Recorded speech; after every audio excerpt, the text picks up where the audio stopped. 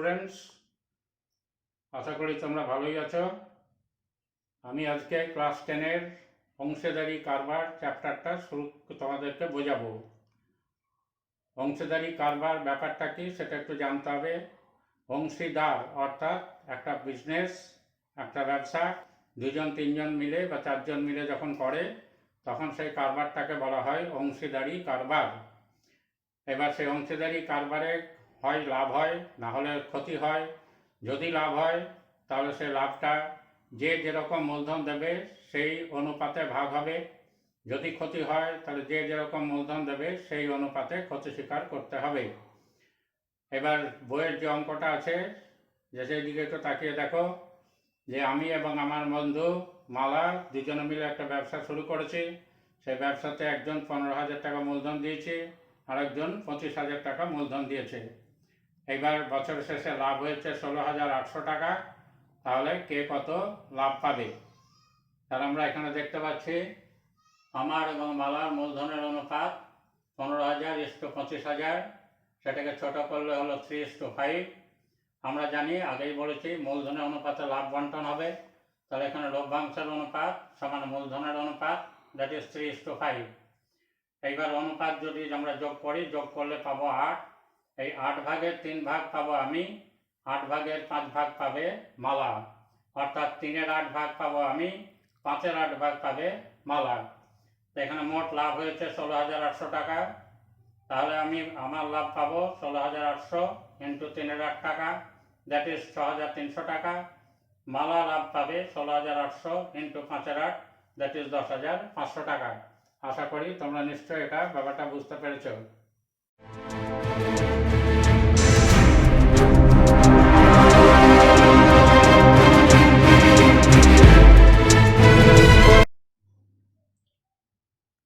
দু নম্বর অঙ্কটা একই অঙ্ক আছে, যেখানে লাভ হয়েছিল 1 নম্বর অঙ্কে, সেখানে 2 নম্বর অঙ্কে লোকসান হয়েছে।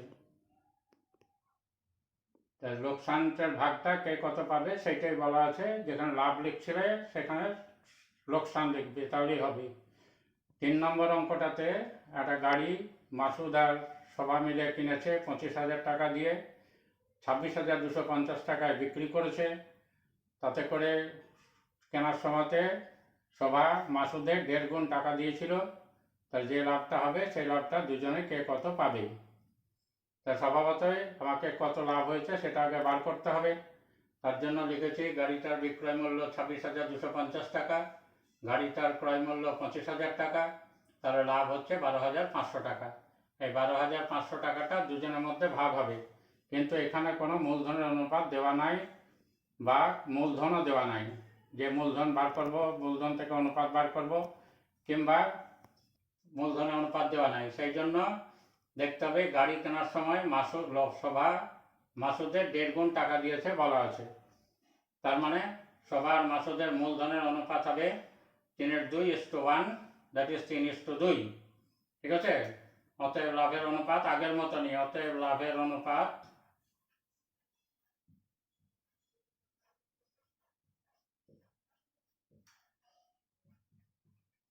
সমান 3:2। এটা মূলধন অনুপাত যা হয় লাভের অনুপাতও তাই হয়।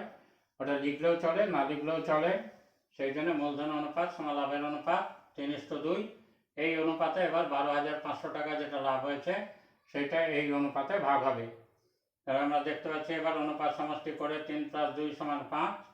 তাহলে সবার লাভ হবে ওই একই ব্যাপার, 12,500 ইন্টু 3-এর 5, আর মাসুদের লাভ হবে 12,500 ইন্টু 2-এর 5, দ্যাট ইজ 5,000 টাকা। ঠিক আছে?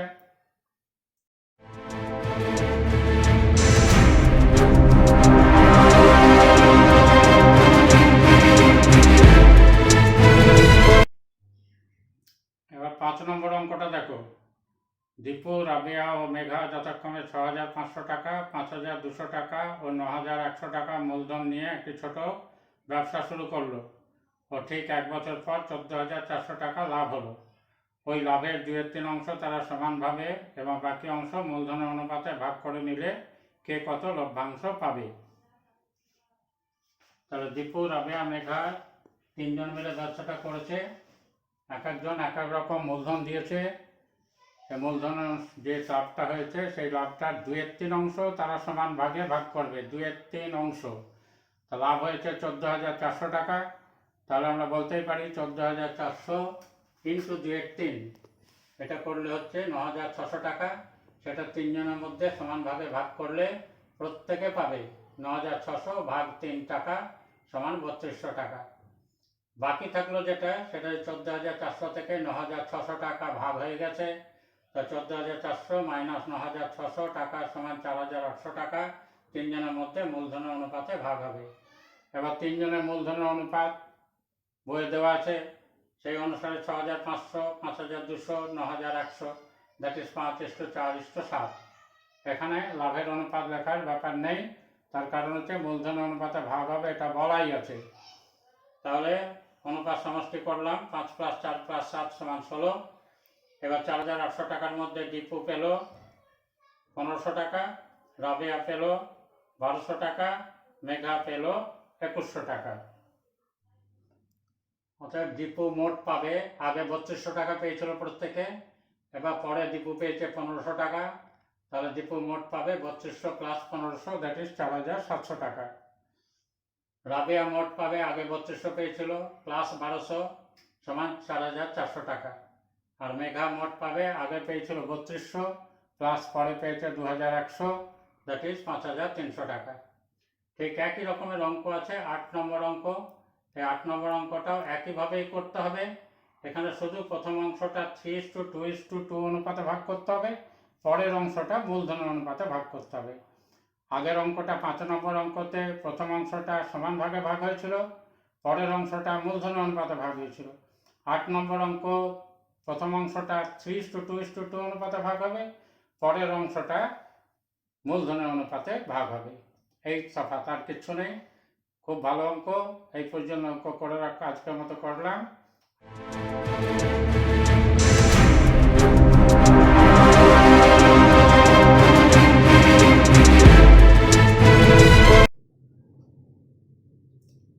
হ্যালো স্টুডেন্টস, আজ আমরা আবার অংশীদারি কারবারের আরও কয়েকটা অঙ্ক নিয়ে আলোচনা করব।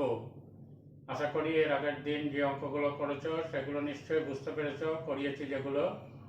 আজকে আবার আরও কয়েকটা অঙ্ক। আগের দিনে যে অংশীদারি কারবারের অঙ্ক করিয়েছিলাম, অ্যাকচুয়ালি অংশীদারি কারবার দু রকমের হয়।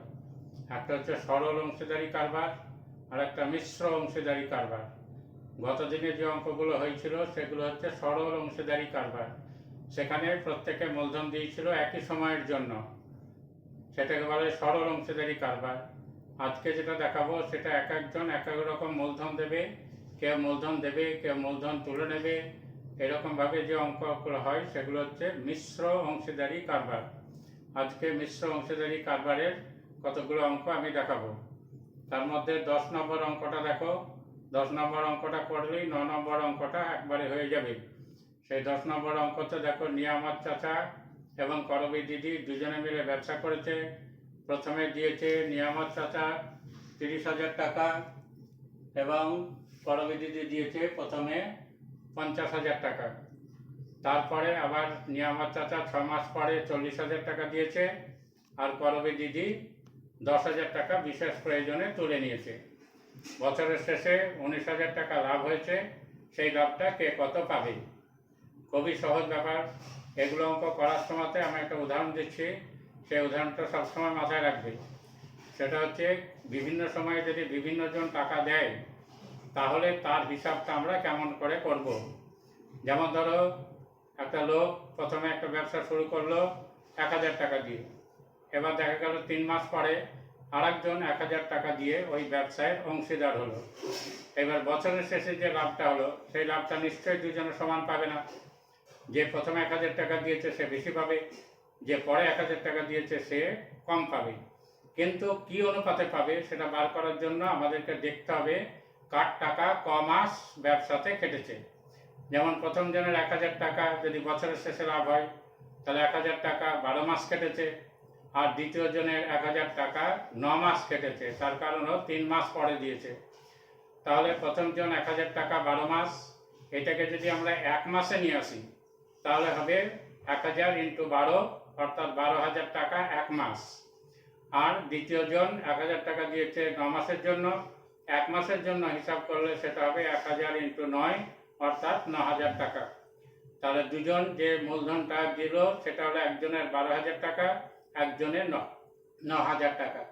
এই 12,000 আর 9,000-এর যে অনুপাত সেটা হবে 4:3। এই অনুপাতে তারা যে লাভটা হবে সেই লাভটা তারা ভাগ করে নেবে। এবার নিশ্চয়ই বুঝতে পেরেছ। এবার ওটা যদি বুঝতে পেরে থাকো তাহলে এবার আমি যে অঙ্কটা বলবো সেই অঙ্কটা তোমাদের কাছে খুবই ইজি হয়ে যাবে। যেমন এখানে বলেছে করবী দিদি 30,000 টাকা দিয়েছে 6 মাসের জন্য। আর এই করবী দিদি বলছি, নিয়ামত চাচা 30,000 টাকা দিয়েছে 6 মাসের জন্য। আর করবী দিদি 50,000 টাকা দিয়েছে 6 মাসের জন্য। কেননা 6 মাস পরে নিয়ামত চাচা আরও 40,000 টাকা দিয়েছে, আর করবী দিদি বিশেষ প্রয়োজনে 10,000 টাকা তুলে নিয়েছে। তাহলে আমরা বলতে পারি যে নিয়ামত চাচা 30,000 টাকা 6 মাস খেটেছে, আর তারপরে 30,000-এর সঙ্গে আরো 40,000 দিল, অর্থাৎ 70,000 টাকা 6 মাস কেটেছে। করবী দিদি 50,000 টাকা 6 মাসের জন্য দিয়েছিল, তারপরে 10,000 তুলে নিয়েছে, তার মানে 40,000 টাকা কেটেছে 6 মাস। তাহলে এবার আমরা 1 মাসের হিসাবে যদি করি, যেটা আমি আগে উদাহরণ দিয়েছিলাম 1 মাসের হিসাবে, তাহলে 1 মাসের হিসাবে নিয়ামত চাচা আর করবী দিদির মূলধনের যে অনুপাতটা হবে সেটা হচ্ছে 30,000 × 6 প্লাস 70,000 × 6। এটা হলো নিয়ামত চাচার মূলধন। আর করবী দিদির হলো 50,000 × 6 প্লাস 40,000 × 6। এইটাকে করে যদি আমরা এটাকে সমাধান করে অনুপাতে নিয়ে আসি তাহলে হচ্ছে 10:9। এইবার 10:9 অনুপাতে লাভটা বন্টন হবে, কারণ মূলধনের অনুপাত সমান লাভের অনুপাত, সেটাই দিয়েছি। লাভের অনুপাত সমান মূলধনের অনুপাত সমান 10:9। এবার অনুপাত সমষ্টি 10 + 9 = 19। এটা আমি আগের দিনেই করিয়েছিলাম। শুধুমাত্র অনুপাতটা জানার দরকার, অনুপাতটা জানলেই সেই অনুপাতে লাভটা বন্টন করে দেওয়া যাবে। মোট লাভ হয়েছে 19,000 টাকা। তাহলে নিয়ামত চাচার লাভ হবে 19,000 × 10⁹, দ্যাট ইজ 10,000 টাকা। করবী দিদির লাভ হবে 19,000 × 9⁹, অর্থাৎ 9,000 টাকা। এই হচ্ছে এইটার অঙ্কটা। ঠিক একই রকমের অঙ্ক 9 নম্বরে আছে। সেই 9 নম্বর অঙ্কটা তোমরা পড়লে সেম জিনিসই করতে পারবে। আমি একবার 9 নম্বর অঙ্কটা তোমাদেরকে বলে দিচ্ছি।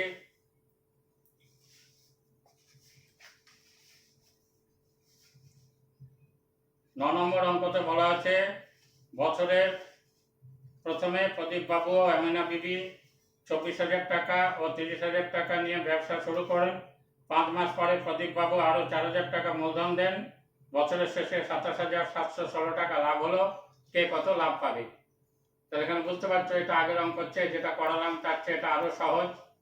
প্রদীপ বাবু যে টাকাটা দিয়েছে 24,000 টাকা, সেই 24,000 টাকা 5 মাস ছিল, কেননা 5 মাস পরে আরও 4,000 টাকা দিয়েছে। তাহলে 24,000 টাকা খাটে 5 মাস, এবং 24,000-এর সঙ্গে 4,000 যোগ করলে 28,000 টাকা খাটে 7 মাস। বছরের শেষে লাভ হয়েছে, বছর মানে 12 মাস। আর আমিনা বিবি টাকা তোলাতুলি করেনি, দেয়নি, অর্থাৎ আমিনা বিবি 30,000 টাকা খাটে 12 মাস। এবার সেই অনুপাতে 1 মাসের হিসাবে আমরা অনুপাতটা বার করব। অনুপাত বার করে অনুপাতগুলো সমষ্টি করে মোট লাভ দেওয়া আছে, কে কত লাভ পাবে সেটা বার করব। প্রতিটা অঙ্কই বেশিরভাগ ক্ষেত্রেই এইরকম ভাবেই হবে। ঠিক আছে।